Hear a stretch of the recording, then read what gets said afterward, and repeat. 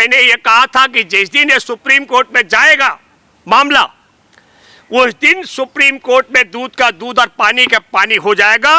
राहुल गांधी की इस पूरे सजा पर रोक लगेगी और राहुल गांधी एक विजेता के रूप में संसद के अंदर जाएंगे। सुप्रीम कोर्ट के जजों ने यह सवाल खड़ा किया, कहा कि ऐसे दिलचस्प फैसले गुजरात के ही क्यों होते हैं, जिनको देश के लोकतंत्र से, संविधान से, देश के इंसान से, देश की सीमा से, देश के जवान से, देश की महिला से और देश के भाईचारे से प्यार हो, वो एनडीए को छोड़ करके इंडिया गठबंधन में शामिल हो सकते हैं।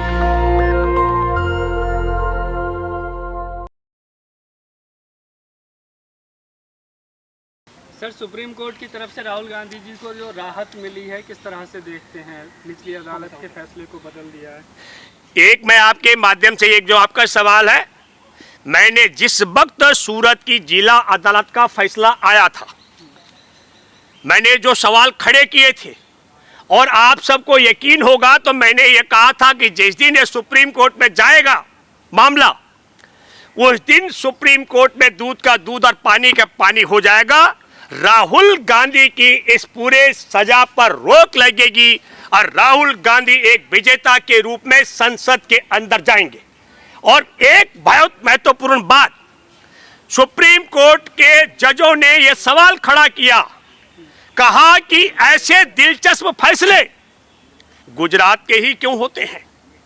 और मैंने तो आपके माध्यम से कहा था, मैं तो बल्कि ये भी जानना चाहता हूं और मैं अपील करता हूं, जो आपका सवाल है कि निश्चित तौर पर सुप्रीम कोर्ट की मर्यादा का ही नहीं, पूरी दुनिया में ही हमारे सुप्रीम कोर्ट की जो आन बान और शान है, उसको देखते हुए, जो हमारा ट्रैक रिकॉर्ड रहा, इतिहास रहा है सुप्रीम कोर्ट के फैसलों का, उसको देखते हुए मैंने दावा किया था। वो तो सूरत की अदालत में जहां 23 मार्च को 2 साल की सजा सुनाई गई थी, जानबूझ करके, ये सुप्रीम कोर्ट भी कह रहा है, 2 साल की सजा इसलिए सुनाई गई थी ताकि राहुल गांधी के संसद की सदस्यता को छीना जा सके। और आपको यह भी जानकारी होगी कि जो गुजरात हाई कोर्ट के जज देखो, एक जज जिन्होंने अपने को इस पूरे मामले से अलग कर दिया था, और ठीक दूसरे जज ने जिसने सुनवाई की, उस जज ने, आपको मालूम है, मेरे ख्याल 60 दिन से ज्यादा समय तक तो पालती मार के रखा इस पूरे मसले पर। और उसके बाद ये शायद मामला है 1 मई का 29 अप्रैल का सुनवाई की गई थी, और उसके बाद 7 जुलाई को यह फैसला सुनाया गया। और क्या कहा गया इतनी अवधि के बाद, कि आपकी याचिका खारिज कर दी गई है। लेकिन इस पूरे मसले पर जो आपका सवाल है, मैं सुप्रीम कोर्ट में बैठे जजों से यह अपील करता हूं कि कैसे और क्यों यह फैसला आया। मेरे लिए चिंता का विषय क्या है, कर्नाटक में एक आरोप लगा, कर्नाटक में बयान थे राहुल गांधी के, और बयान क्या थे, जो मैं भी बोल रहा हूं, बयान थे कि नीरव मोदी चोर, और एक और क्या का नाम उसका, ललित मोदी, हाँ ललित मोदी, क्योंकि बैंक डकैत है। और जो हमारे देश में सत्ता के शिखर पर बैठे नरेंद्र मोदी को भी चोर कहा गया। और चोर कहना वाजिब भी है, दम भी बनता है, क्योंकि जिस तरीके से हमारे देश के सामरिक दृष्टि के साथ जो हमारे देश के बंदरगाह, एयरपोर्ट, रेलवे लाइनें, और जिस तरीके से हथियार बनाने की कंपनियां अदानी के माध्यम से चीन के चीन को बेची गई है। मैं आपको, प्रधानमंत्री को आप इस तरह बोलेंगे ना, आपके घर भी बुलडोजर चल जाएगा। नहीं, देखिए, मेरे घर बुलडोजर चले, बुलडोजर इनके बाप का ताकत है चलाने का। बुलडोजर तो एक बहाना। देखिए, बुलडोजर का भी जो आपने सवाल किया, बुलडोजर जैसे एक नियत होती है इनकी। पहली बात ये देशवासियों को समझना चाहिए, खासकर जो लोग मुझे सुनते हैं, भारत के लोग अपने गांव से जब पलायन करते हैं शहरों के लिए, रोजी रोटी के लिए, तो अपना मकान साथ लेके नहीं चल सकते हैं।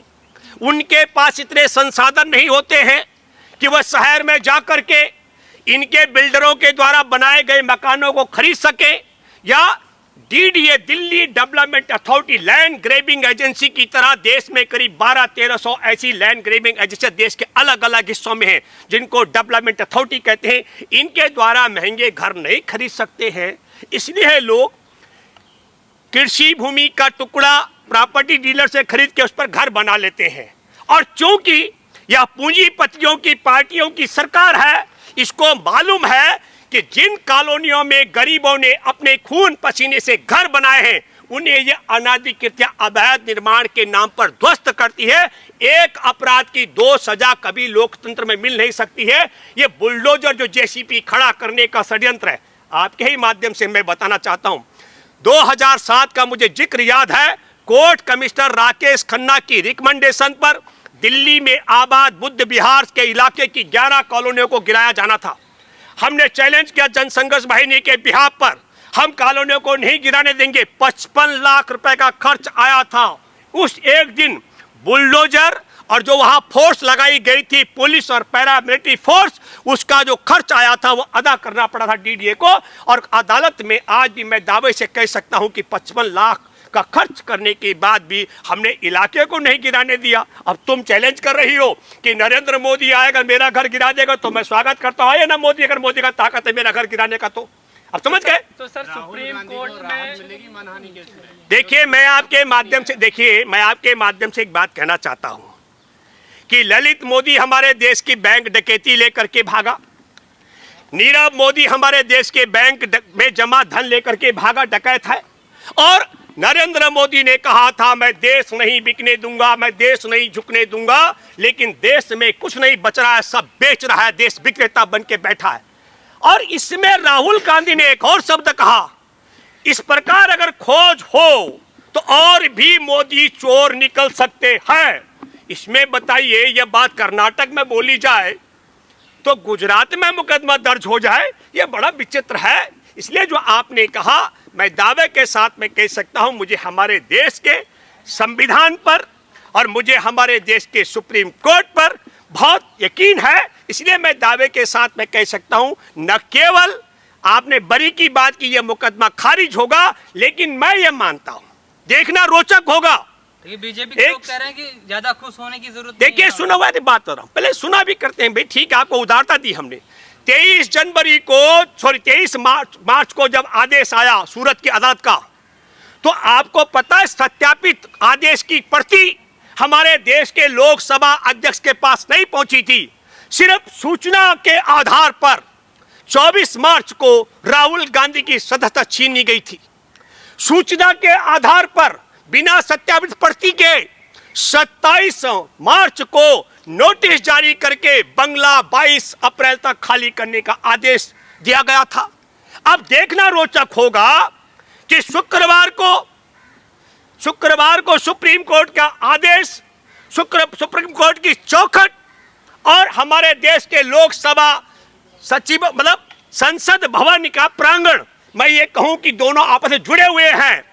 तो देखना रोचक होगा कि सुप्रीम कोर्ट का यह महत्वपूर्ण आदेश, जिनमें राहुल गांधी की सदस्यता बरकरार हो गई है, राहुल गांधी की सजा पर रोक लग गई है, यह आदेश हमारे देश के लोकसभा अध्यक्ष तक पहुंचता है उसी बिजली की गति से, या जब सोमवार को, क्योंकि कानूनी तौर पर मैं यह मानता हूं कि बिना निमंत्रण के, बिना किसी उसके, राहुल गांधी को सोमवार को संसद में प्रवेश करना चाहिए।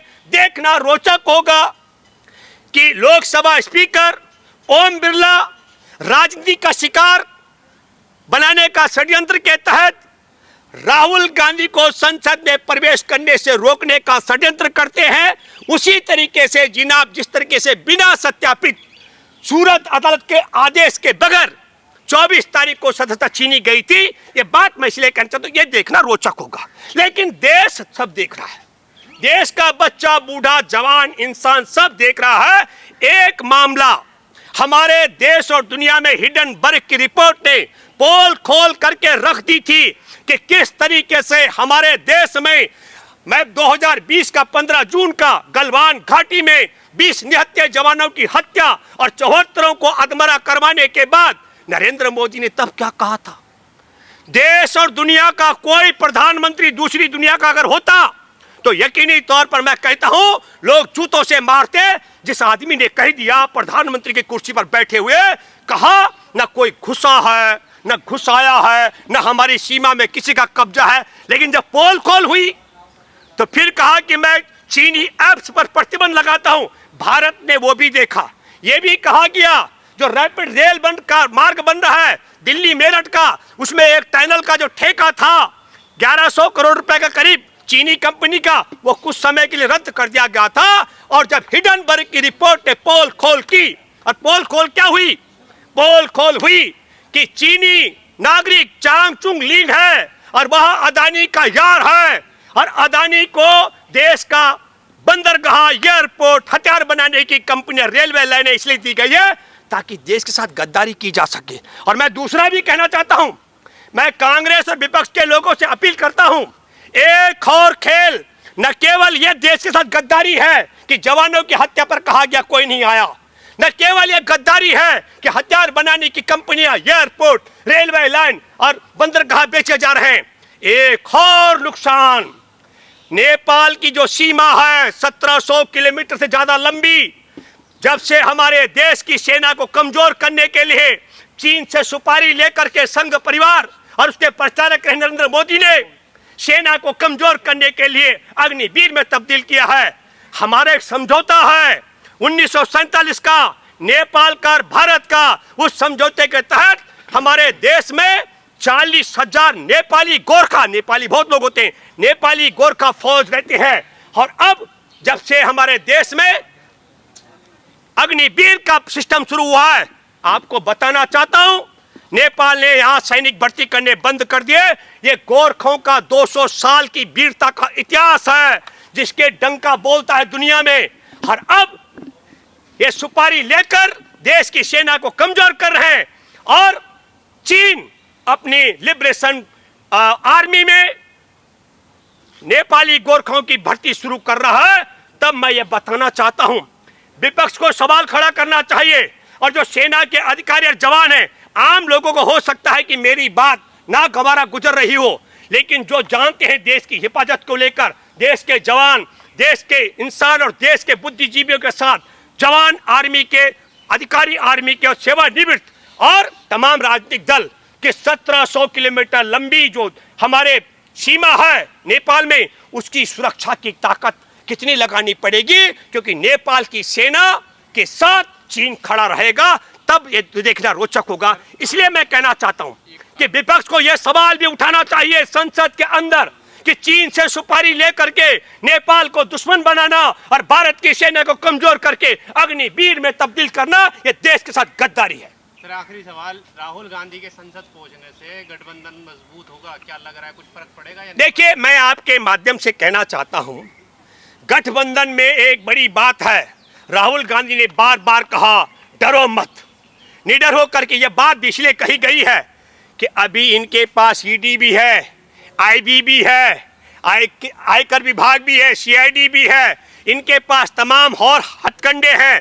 अभी हो सकता है कि जो कहीं इनके, और इनके साथ पेगासस भी है, तो जो पेगासस से डरने वाला होगा, ईडी से, सीबीआई से, आयकर से डरने वाला होगा, हो सकता है। और जो गद्दार होगा, ये भी हो सकता है कि अभी इंडिया गठबंधन में कोई ऐसा भी होगा जिसको संघ ने पाल पोस करके आगे जिस केचुए को सांप बनाया होगा, उनकी भी छटनी हो सकती है। और हो सकता है कि एनडीए में कोई ऐसे भी हो सकते हैं जिनको देश के लोकतंत्र से, संविधान से, देश के इंसान से, देश की सीमा से, देश के जवान से, देश की महिला से और देश के भाईचारे से प्यार हो, वो एनडीए को छोड़ करके इंडिया गठबंधन में शामिल हो सकता है। नेशनल दस्तक की आपसे गुजारिश है कि अगर इसको बचाना चाहते हैं तो नेशनल दस्तक को सब्सक्राइब करने के लिए रेड कलर के सब्सक्राइब बटन को दबाएं, फिर बेल आइकन की घंटी दबाएं। नेशनल दस्तक को बचाने के लिए बहुत जरूरी है कि हर खबर को शेयर करें, लाइक करें, कमेंट जरूर करें।